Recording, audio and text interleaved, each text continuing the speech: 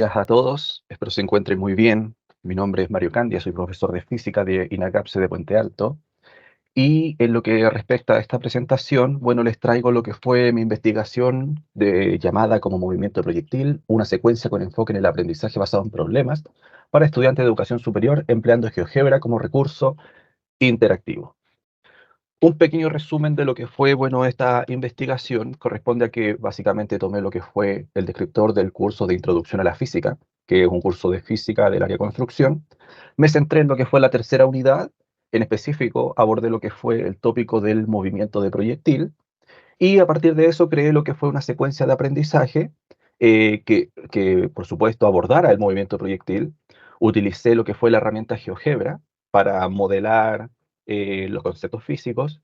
Todo esto me respaldé con lo que fue el aprendizaje basado en problemas y a su vez utilicé lo que fue un ciclo de aprendizaje llamado POE, que en resumen utiliza lo que es la predicción, la observación y la explicación por parte del estudiante. Se utilizaron dos grandes tests, en este caso el primero que fue el CQPM, que es una prueba de conocimiento del movimiento de proyectil, y también utilicé lo que fue el PRP-MP, que, bueno, hace referencia a también lo que es el movimiento de proyectil, pero desde una perspectiva del aprendizaje basado en problemas. Obtuve dos índices estadísticos. El primero fue el de la ganancia de conocimiento, también lo que es conocido como la G de Haick, donde para lo que fue la muestra que fue estudiada se obtuvo una G de Haick de 0,2, mientras que para el grupo control 0,05, es decir, obtuve mejor resultado en la muestra que en el grupo control.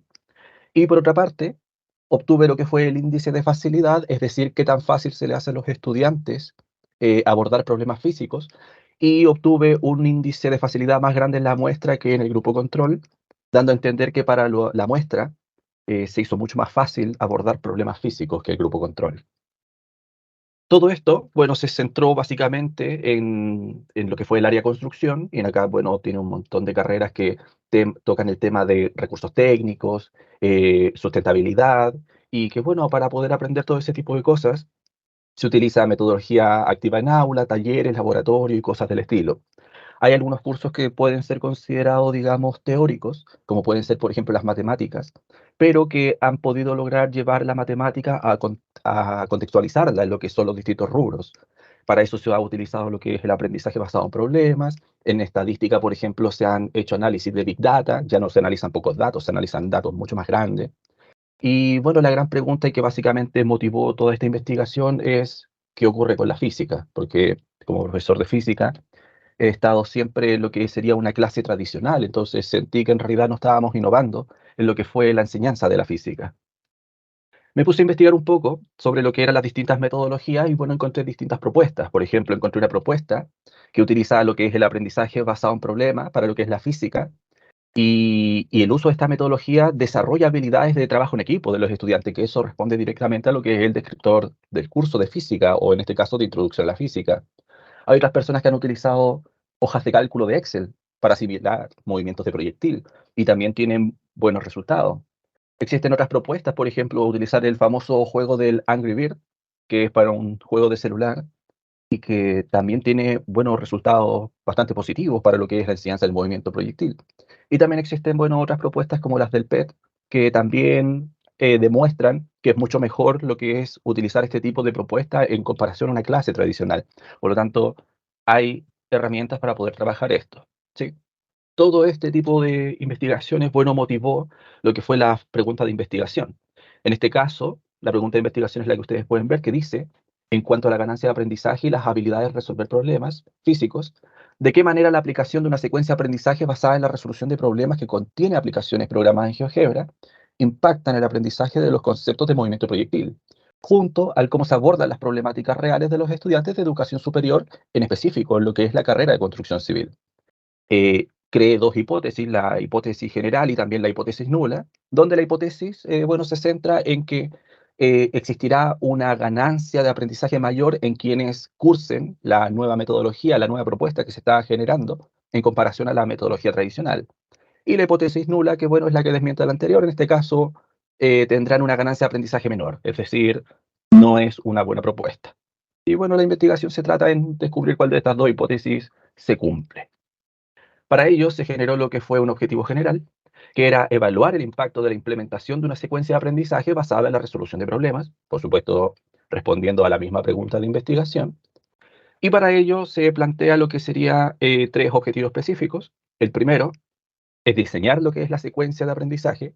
Para ello se hace una revisión general de lo que se espera que aprendan en el movimiento de proyectil, ese tipo de cosas. El segundo objetivo específico corresponde a la validación de la secuencia. Esta validación, bueno, se hizo a partir de docentes de física que evaluaban lo que era la construcción de la secuencia. Se validó a partir de un experto también, de todas maneras, este tipo de secuencia.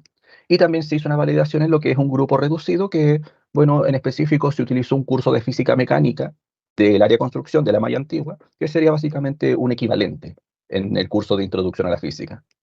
El tercer objetivo, bueno, fue evaluar los aprendizajes de los estudiantes. Aquí ya nos metemos directamente en la parte estadística, obtener lo que fue el índice de facilidad, la ganancia, la G de Hake, y ese tipo de cosas a partir de los distintos test que, bueno, más adelante van a ser comentados.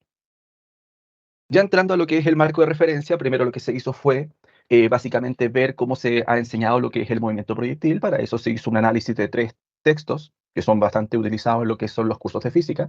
El primero es el Física Universitaria del autor Sears y Semansky. El segundo fue el de Ciencias para, o sea, Física para Ciencias e Ingeniería.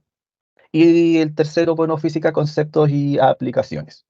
Para lo que fue, bueno, esta revisión bibliográfica se hizo lo que es un análisis de texto a partir del autor Jiménez y Perales, que tiene un artículo del 2001 que se titula como Aplicación del análisis secuencial al estudio del texto escrito e ilustraciones de los libros de física y química. Básicamente ellos abordaban 6 grandes nociones. La primera, que es la evocación, que hace referencia a un hecho de la experiencia cotidiana de un estudiante. El número 2 hace referencia a la definición, que establece el significado de un término. La tercera, el número 3, hace referencia a la aplicación, que son ejemplos que extiende lo que es esta definición. El número 4 corresponde a la descripción, que son hechos o sucesos no cotidianos, ¿sí? El número 5 es la interpretación, que son pasajes explicativos en los que se utilizan estos conceptos teóricos. Y el número 6 hace referencia a la problematización, que ya son interrogantes no retóricas, que no pueden resolverse con el concepto ya definido, es decir, ya un poco más complejo. Y bueno, eso es lo que también se investiga en esta pequeña investigación, valga la redundancia, ¿sí? Para eso, el aprendizaje basado en problemas, bueno, fue un punto muy central en lo que corresponde a todo este estudio. Y para ello necesitábamos entender cómo estaba definido el aprendizaje basado en problemas. Tengo dos grandes definiciones que son la de Isidas y Olfos, que, bueno, es el aprendizaje basado en problemas para lo que es la matemática. Y también tengo lo que es la definición de Doctor del año 2016, que eso ya hace referencia a el concepto de problema, pero un problema físico, ¿sí? Que es lo que estaría interesando en mayor medida. En sí, me voy a centrar en lo que es la definición de doctor, que básicamente explica que la gran diferencia entre un novato que está aprendiendo física y un experto que sabe física es que el experto puede ser capaz de elegir la física que mejor se le adapte a la situación. En cambio, el novato, por ejemplo, va a relacionar que un problema de cinemática se puede explicar únicamente con cinemática, cuando no se le va a ocurrir, por ejemplo, utilizar conceptos de energía. Sería una manera de comprenderlo, ¿sí? Y básicamente también con todo esto fue importante definir, bueno, qué era lo que se iba a enseñar básicamente en un movimiento proyectil. Y la respuesta es bastante simple. El movimiento proyectil corresponde al movimiento parabólico, la figura que podemos observar acá arriba. Y bueno, conceptos interesantes son, por ejemplo, analizar el punto más alto, donde la velocidad en el eje Y, bueno, se hace cero. Obtener, por ejemplo, el tiempo de vuelo, la distancia horizontal y esas cosas. Para ello se hizo un análisis de lo que fueron las misconceptions o las concepciones alternativas y las concepciones alternativas que, bueno, se obtienen a partir de bueno, observar distintas investigaciones, hace referencia a que los estudiantes tienen problemas, por ejemplo, con entender qué pasa en el punto más alto, ¿sí? O, por ejemplo, con entender que el movimiento proyectil es básicamente estudiar dos movimientos a la vez, que hace referencia al estudio de las dos dimensiones, ¿sí? O, por ejemplo, que para el movimiento proyectil tenga que siempre generarse la parábola, donde primero el objeto suba para que luego baje, y eso implica que los estudiantes tienen problemas con el ángulo 0 grados, ¿sí?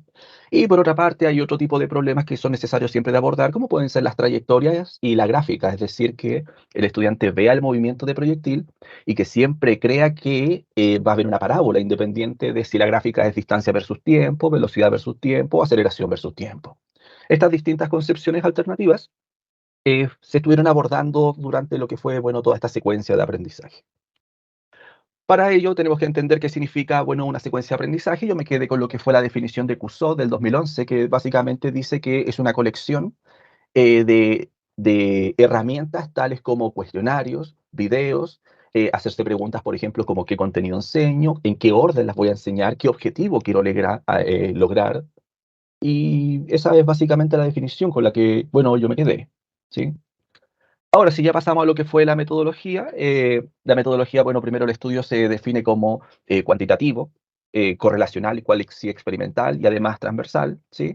Y nos centramos en lo que fue la investigación basada en el diseño, lo que implica que existan constantes ciclos iterativos de mejora, modificaciones, y así ir preparando una secuencia de aprendizaje para que, bueno, pueda lograr la mayor ganancia de aprendizaje posible, ¿sí? Para ello se creó lo que fue una versión 1.0. Después se creó una versión 2.0 y bueno, finalmente se creó lo que es la versión final, la 3.0, ya habiendo pasado por las distintas validaciones, ya habiendo pasado por los distintos índices estadísticos y así sucesivamente. Por otra parte, se define la muestra. Fueron 17 estudiantes de lo que fue la jornada diurna, entre adultos y jóvenes, más o menos de segundo año, tal vez unos 20 años más o menos podrían ser los estudiantes de lo que es la carrera de construcción civil. Y por otra parte, el grupo control, bueno, fueron 27 estudiantes de la jornada vespertina, de la misma carrera, de la misma institución y bueno, de la misma sede. Por otra parte, aquí se observa lo que sería la distribución de lo que son los temas que aborda lo que es el curso de Introducción a la Física. Esta secuencia de aprendizaje fue abordada casi al final del curso, que es donde se ve el tema del movimiento proyectil. Y por otra parte, siempre se pensó en generar lo que sería un avance desde las ideas más básicas hasta lo que serían las ideas más complejas, ¿sí? Por ejemplo, en la imagen de la derecha vemos que existen distintos ciclos de aprendizaje, donde el ciclo uno describe el movimiento proyectil como una curva parabólica, que sería básicamente la forma más simple de entender un movimiento proyectil.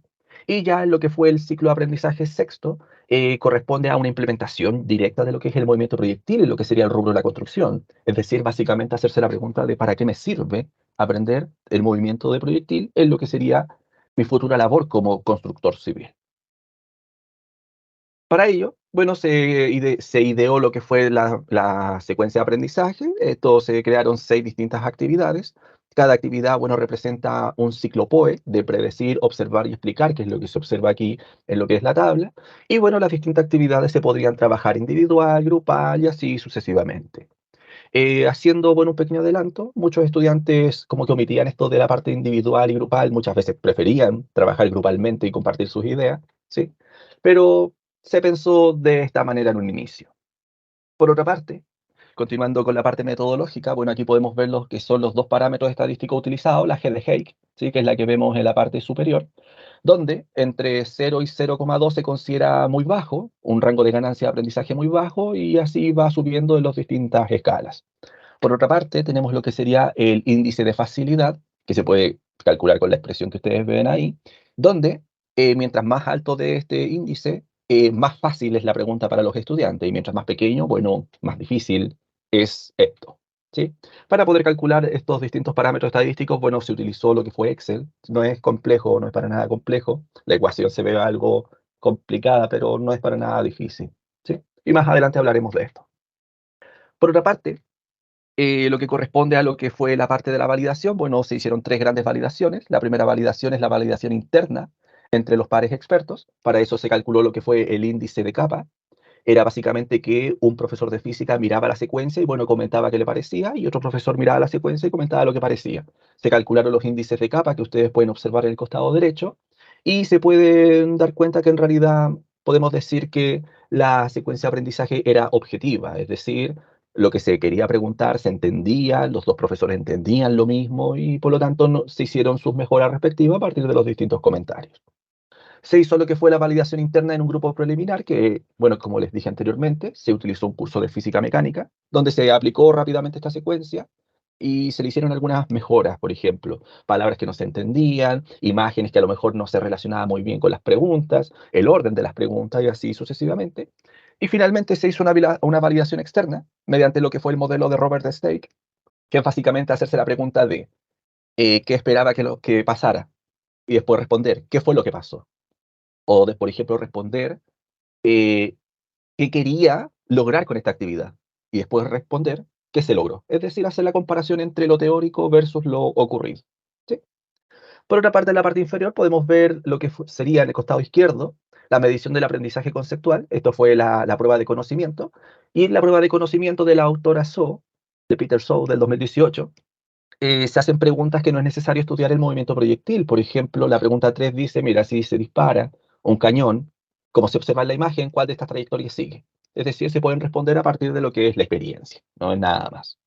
Por otra parte, lo que fue la capacidad de resolución de problemas físicos, bueno, se usó lo que fue la investigación de Jennifer Doctor del año 2016, donde se utiliza lo que es la descripción de una situación. El estudiante tiene que observar si es útil esa descripción, saber qué física va a utilizar, es decir, que identifique en este caso el movimiento de proyectil, qué magnitudes son importantes, por ejemplo, el ángulo de inclinación, la altura, la distancia horizontal, cosas del estilo. El procedimiento matemático, si bien es cierto, la física se confunde mucho con lo que es la matemática, pero en realidad para la física la matemática es una parte de todas las demás. Y finalmente la progresión lógica para resolver el problema, es decir, si lo que el estudiante está analizando tiene sentido o no. Pasando a lo que son los resultados y la discusión, bueno, efectivamente aquí en el costado izquierdo podemos observar una pequeña diapositiva de lo que es una de las actividades. Y también en la parte inferior podemos ver una aplicación en GeoGebra que también pertenece a una de estas actividades, es decir, la secuencia de aprendizaje se logró construir sin ningún problema. Y en el costado derecho podemos observar una gráfica y los distintos valores de lo que fue la ganancia de aprendizaje que observamos en lo que fue la introducción, ¿sí? Podemos observar que la muestra tiene una ganancia de aprendizaje mayor que la del grupo control y de hecho también en la gráfica, en los rectángulos rosas, existen mejores resultados en lo que es la muestra en comparación al grupo control, que son los rectángulos azules. Por otra parte, en el índice de facilidad, si observamos lo que sería la muestra, que son los rectángulos de colores cálidos, en todo momento se encuentran por encima de lo que es el grupo control, ¿sí? También se observa, por ejemplo, en el costado derecho, que la muestra en varios momentos como que tiende a subir desde el inicio al final en comparación a lo que fue el grupo control. Ahí existen algunas pequeñas diferencias, por ejemplo, en la pregunta C, que ahí sí existe un pequeño declive, ¿sí? En lo que respecta a esto. Y bueno, para ya finalizar, podemos decir que los objetivos específicos se cumplieron, por lo tanto el objetivo general también se cumple. Eso se debe a que podemos elegir la hipótesis, podemos desmentir lo que es la hipótesis nula y nos quedamos con lo que es la hipótesis a seca. Y con eso ya se responde lo que es la pregunta de investigación, donde básicamente eh, fue, mm, fue mejor lo que fueron los resultados para los estudiantes que cursaron lo que fue esta secuencia de aprendizaje en comparación a lo que es la metodología tradicional. Otro punto importante es el de la G de Hay, que es un valor bajo, en realidad 0,2 es bajo en comparación a otros estudios, pero sí es importante destacar de que otros estudios van puliendo las distintas secuencias de aprendizaje año tras año, lo que implica que, bueno, este índice estadístico vaya subiendo, por ejemplo, alcanzando los 0,6 incluso en los mejores de los casos, ¿sí? Esto igual tiene lógica, ya que esta secuencia de aprendizaje, bueno, fue construida para lo que fue mi trabajo de finalización de magíster, y esto duró básicamente un año y ese tiempo es poco en comparación a las distintas investigaciones. ¿Sí? Por lo tanto, para mí, al menos en lo que respecta a mi punto de vista, es un valor bastante bueno en realidad. ¿Sí? Por otra parte, existen lo que son las limitaciones en los distintos grupos, ya sea muestra y control, considerando que uno era de jornada diurna y otro era jornada vespertina, y por lo general los de la jornada diurna vienen directo de lo que es el colegio, lo que quiere decir que vienen un poco más frescos en lo que es el conocimiento en comparación, por ejemplo, a los vespertinos, que muchas veces uno tiene estudiantes que salieron hace bastantes años de lo que fue la enseñanza escolar y por lo tanto se están adaptando aún a lo que es el estudio. Esto podría implicar distintos resultados, ¿sí? Así que es considerado como una limitación. Por otra parte, proyecciones, bueno, primero aplicar este tipo de secuencia de aprendizaje a distintos cursos de física, ¿sí? Y por qué no a otros tópicos de lo que sería el mismo curso de introducción a la física, ¿sí? Y también, por supuesto, cursos como física mecánica, que son los nuevos códigos que están apareciendo, que abordan el concepto de peso, ¿sí? Importante este punto, porque algunos estudiantes tomaban la decisión asumiendo que un objeto era más pesado que el otro, cuando en realidad en cinemática uno no habla de lo que es el peso, no habla de la masa, no habla de esas cosas, ¿sí?